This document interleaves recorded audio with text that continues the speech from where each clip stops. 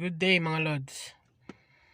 So ang topic natin ngayon sa video ito ay DIY installation ng dashcam. So ayan, yan lang ang makikita nyong wires. So hindi ako nakapag-video, yung actual na kinakabit ko to. Medyo mabilisan lang. Pagka-deliver, kinabit ko siya kagad. So yan, iniipit lang doon yung wires ng dashcam. Pinadaan ko dyan sa gilid. Dito. Pababa dyan, dito. Hanggang doon, sa connection doon. Kasi kung makikita nyo, free pa rin yung ating lighter plug. So ayan, check natin mga lods. So pag sinusi, sabay na rin siyang mabubuhay.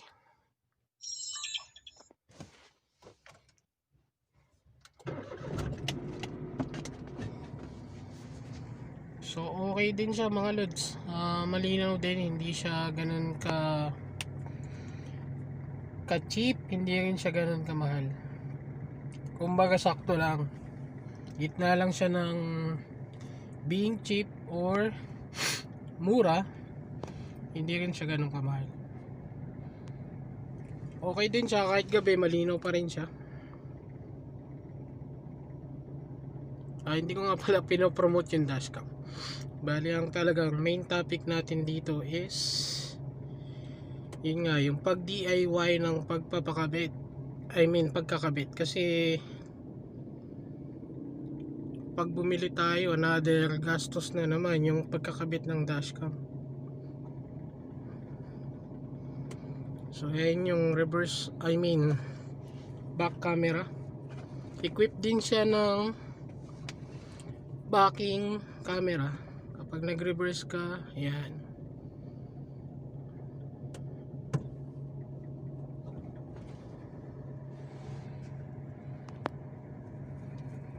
So okay din siya mga lods, malinaw din siya.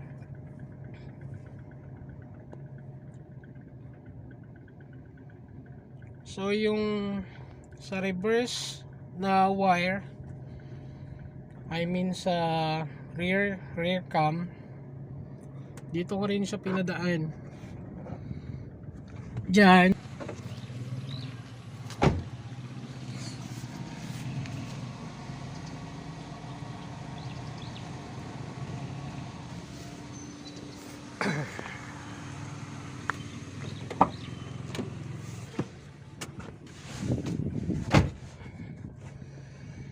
So yun, bale yung connection nga pala, yung lighter plug, kung maalala nyo yung thermostat na thermometer ko dyan, at saka yung voltmeter, dun ko rin kinabit yung cigarette lighter plug, para nga hindi ko na siya ikakabit dito sa lighter plug na yan. Nakakabit kasi yung aking Bluetooth saka MP3 na sound dyan sa lighter plug. Yan nga pala pang mga mga Gen 1, kasi wala tayong Bluetooth at MP3 sa ating sound system. So yun. So as you can see, ayan, mamamatay siya kapag pinatay natin yung susi. Kasi nga dun siya nakakabit sa ignition na wire.